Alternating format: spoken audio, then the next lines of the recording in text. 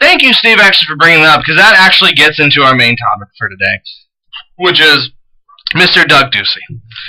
Now, for those of you who don't know too much about Doug Ducey, I'm just going to ask the question, how well do you know your governor? Well, I found out. So, let's start it off.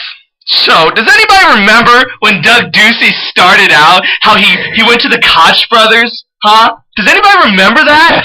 Do you? Yes. I do, because guess what? There's a lot of articles about it. So Doug Ducey has not only gone over to California to kiss the Koch brothers' ass, but he holds events for them all the time. So those people out there in Arizona, if you don't like big donors, if you want somebody who's really like Donald Trump, don't vote for Doug Ducey, because Doug Ducey just kisses the Koch brothers' ass. Okay, I digress. So, okay, C.G. Rob, back off. But what does that mean? So how about I get into another subject about how Doug Ducey, I always say he was a stand-in candidate, basically a manufactured candidate.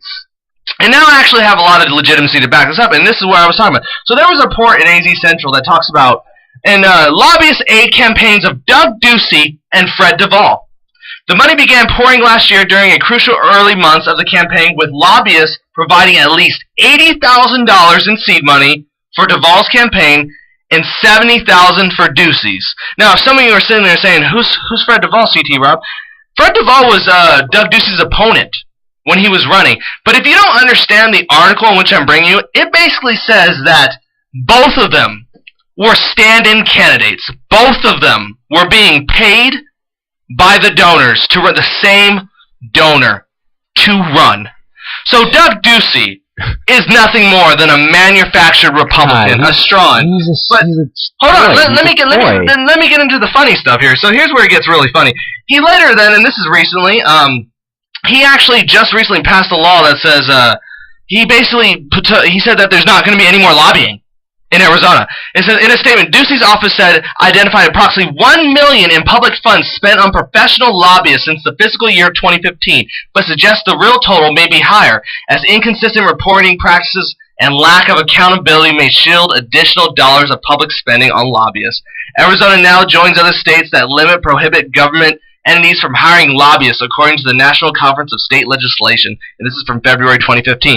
So Big D, Doug Ducey, is like, hey, you can't get the money, but all the money can come over here to Big Doug Ducey. So Doug Ducey, he don't give a shit. He'll take all the lobby money, but he won't let any other politician have it. So let's get into more of Doug Ducey. Doug Ducey does not support women's rights, even in the tragic case of rape or incest. According to Arizona Policy Candidate Survey, Doug Ducey believes that employers should be able to deny insurance coverage of birth control to women, even though insurance companies cover drugs for men such as Viagra. I'm sure because he needs it. Doug Ducey said that the only thing that qualified his primary opponent, Christina Jones, to run for governor was her wallet.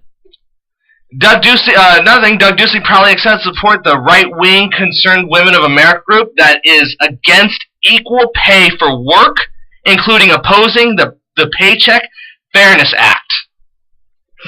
Doug Ducey does not support an increase in the minimum wage, even though 60% of minimum wage earners are women. Let's see here. Okay, so Rob, that's a lot. Okay, well, did I mention just recently he attended another Koch brothers summit in which he went to go? I did mention that, I think. Okay, but here's where the big topping of the cake gets. Let's see. Here's where the big core of the onion, I think I want to tell you guys. Here's the money shot right in his face. So I don't know if you know this. I didn't know this. Governor Doug Ducey was on the phone with the Senate to confirm Betsy DeVos as Secretary of Education. Why did he do that? Why would he do that? Well, let me give you guys explain. Let me explain why. Governor Doug Ducey headlined an event for the Center of Arizona Policy. He basically goes and campaigns for these people. He goes and he speaks at their events. This is a group that tried to push Senate Bill 1062, which would actually give business owners it would allow business owners to basically discriminate you based off their religion. So if you're gay, you're not allowed to come in this establishment.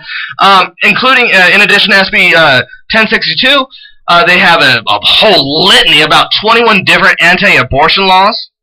more than 100 other laws dealing with organization about family health, values, marriage, and religious liberty. Now, Doug Ducey obviously gets campaigns from these people. Obviously, they help his campaign. They give money to him. They give money to him. Okay, so what does that have to do with Betsy DeVos? Well, okay, here we go. Betsy DeVos was the chairwoman of the American Foundation for Children, which made contributions to the Arizona legislative races and that seeks to influence policy related to voucher programs. Who's your daddy, Doug Ducey? Who's your daddy? Our governor is basically calling Congress to tell him, hey, you guys need to make sure Betsy DeVos gets in power. For the kindness of his heart? No, that's because he's being paid. He's being paid like every other corrupt politician. Okay, so, Rob, I mean, come on now, you can't just say that's one mark on Doug Ducey's record about education. He's not all bad. Okay, well, did you guys know when Prop 301 expires here in 2021, Doug Ducey actually wants to cut it?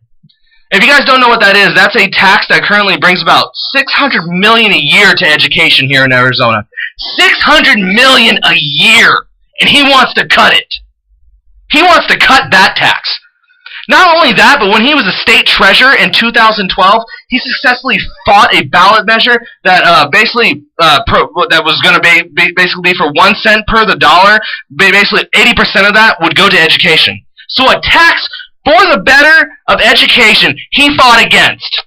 Yes, Doug Ducey, you are for education. You really care about the children. No, you know what you are? You're nothing but a partisan hack.